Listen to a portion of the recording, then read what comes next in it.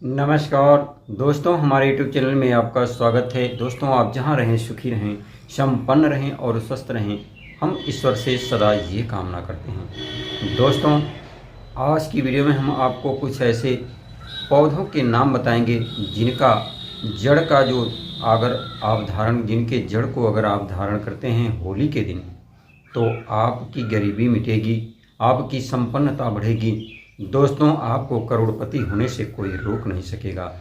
दोस्तों, करोड़पति होना आज बहुत मुश्किल नहीं है। करोड़पति होने का मतलब, अगर आपके पास हर संसाधन उपलब्ध है, खाने पीने की समुचित व्यवस्था उपलब्ध है, तो आप करोड़पति हैं। दोस्तों, आज हम आपको ऐसे पौधों के बारे में बताएंगे जिनके ऊपर माता लक्ष्मी की कृपा होती है। और दोस्तों, सबसे बड़ी बात ये है कि ये इस साल की जो होली है, 2024 की जो होली है, होली के दिन चंद्र ग्रहण तथा लक्ष्मी जयंती दोनों शुभ चीज़ें, यानी दोनों मुहूर्त एक साथ मिल रहे हैं, यानी चंद्र ग्रहण भी और लक्ष्मी जी की जयंती भी पड़ रही है। वर्षों वर्षों के बाद ऐसा देखने के लिए मिलता है। और आप तो जानते हैं कि चंद्र ग्रहण के समय, चंद्र ग्रहण के दिन कोई भी सिद्धि आप करना चाहते हैं तो वह सिद्ध होता है।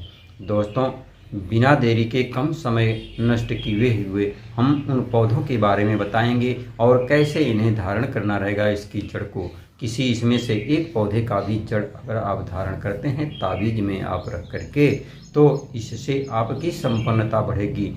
आपके ऊपर की जो निगेटिविटी है, नकारात्मक शक्तियों का जो प्रभाव है, बुरी शक्तियों का प्रभाव है, बुरी नज़र का प्रभाव है, सारी चीज़ें समाप्त हो जाएंगी। आपके घर परिवार के ऊपर सकारात्मक ऊर्जाओं का वास होगा और आपका विकास होगा।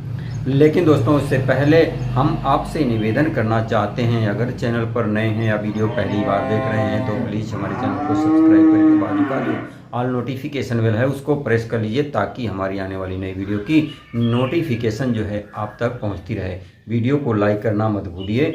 दोस्तों, कमेंट में जय माँ लक्ष्मी जरूर लिखिए। ये उपाय जो है आपको जिस दिन होली जलाई जाएगी, यानी 24 मार्च को होली जलाई जाएगी और उसी दिन चंद्र ग्रहण भी लगेगा। तो ये जो जड़ें आपको मैं बता रहा हूँ जिन पौधों की, इनमें से कोई भी पौधा आप चुनाव कर सकते हैं। जो भी आपको पौधा मिले उसकी जड़ को आप ताबीज बना करके पहन सकते हैं। तो दोस्तों, चलिए बिना देरी के आपको बताते हैं ये उपाय। लेकिन मैं आपको बताना चाहता हूँ, आपकी आर्थिक मंदी क्यों शुरू होती है, आप गरीब होना क्यों प्रारंभ होते हैं, आपके ऊपर निगेटिविटी या नकारात्मक शक्तियां हावी क्यों होती हैं, अक्सर देखने के लिए मिलता है जब कोई भी पुरुष, यानी कोई भी मर्द, जब कोई भी पुरुष अपनी पत्नी के रहते हुए पर स्त्री के साथ संबंध बनाता है, वहीं से उसका जो है कि गलत समय प्रारंभ हो जाता है, वहीं से वह पिछड़ने लगता है। दोस्तों, इसका जो ये मेन कारण है, आपके ऊपर जो निगेटिविटी, नकारात्मक ऊर्जाएं हावी होती हैं, इसी वजह से होती हैं। अगर ऐसा कोई स्त्री भी करती है तो भी वह अपने परिवार को गरीब बनाती है। तो इस कार्य से आप निश्चित रूप से आप बचें। अगर आप इन चीज़ों से आप बचते हैं तो दोस्तों, आप जीवन में कभी असफल नहीं होंगे, आपके पास कभी धन की कमी नहीं होगी, आपको किसी भी प्रकार की कोई परेशानी नहीं होगी और आप टेंशन से भी बचे रहेंगे, आपका जीवन खुशहाल रहेगा। दोस्तों, चलिए जानते हैं कि कौन सी जड़ें हैं। पहला नंबर पे मैं आपको बता दूं कि सबसे महत्वपूर्ण जो पेड़ है इस धरती पर विष्णु जी की कृपा प्राप्त किए हुए, वह है गूलर का पेड़। जैसा कि आप जानते होंगे, आपने सुना होगा कहानी जो है नरसिंह भगवान का जो अवतार था हिरण्यकश्यप का वध करने का, उस समय की बात है। बताया जाता है कि यह जो गूलर का पेड़ होता है, इसका जो दूध निकलता है दोस्तों, बहुत ही शीतलता प्रदान करने वाला होता है। अगर आप रुई में भिगाकर अपनी नाभि पर चपका देते हैं, आपके पेट की सारी गर्मी को खींच लेता है। मरोड़, गैस इत्यादि की प्रॉब्लम रहती है उसको यह नष्ट कर देता है।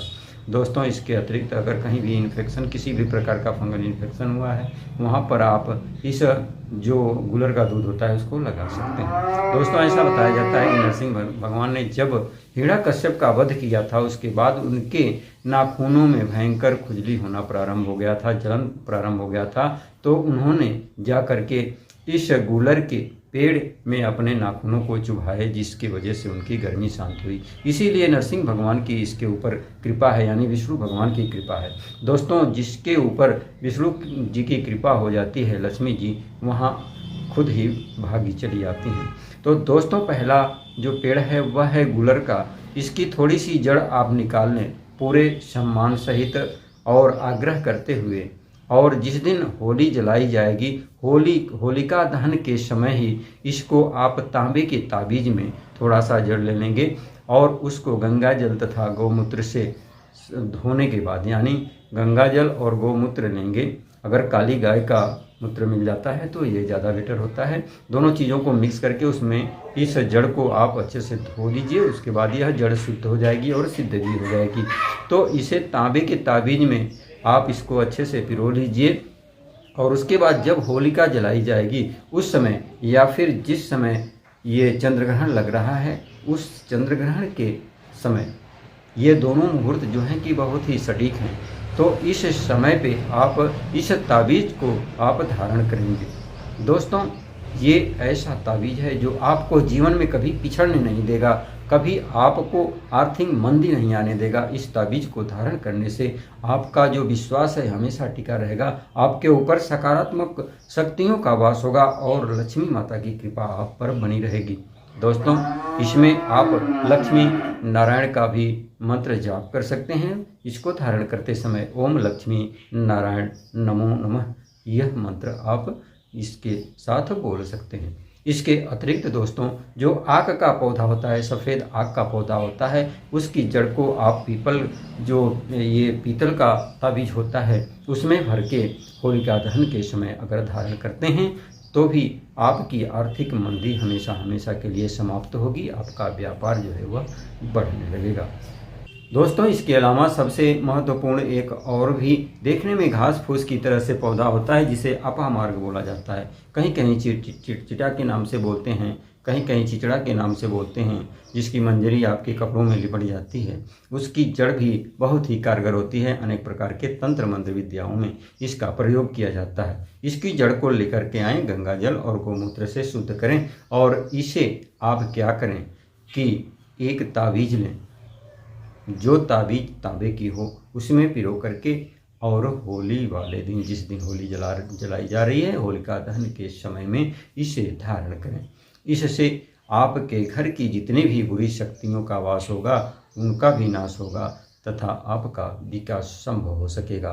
दोस्तों इसके अतिरिक्त जो है कि बहुत सारे ऐसे पेड़ पौधे हैं जिनके ऊपर माता लक्ष्मी की कृपा हमेशा देखने के लिए मिलती है। दोस्तों इसके अतिरिक्त चमेली के पौधे की जड़ का भी धारण कर सकते हैं। चमेली के पौधे को जड़ को अगर लें तो उसको चांदी के ताबीज में भर करके आप धारण करें, आपके ऊपर लक्ष्मी माता हमेशा प्रसन्न रहेंगी। इसके अतिरिक्त सदाबहार का जो पौधा होता है उसकी जड़ भी धारण कर सकते हैं। तो दोस्तों ये संक्षिप्त विवरण, ये जानकारी आपके लिए निश्चित रूप से लाभ पहुंचाने वाली होगी। इसको आप करके देखिए, ये उपाय निश्चित रूप से आपको फ़ायदा पहुंचाएंगे। अगर हमारे विचार और वीडियो पसंद आए हो तो लाइक कीजिएगा, अपने दोस्तों के साथ अधिक से अधिक शेयर कीजिएगा ताकि वो भी इसका लाभ उठा सकें। फिर मिलते हैं अगली वीडियो में, तब तक आप सुखी रहें, संपन्न रहें और स्वस्थ रहें। नमस्कार दोस्तों, ओम नमः शिवाय।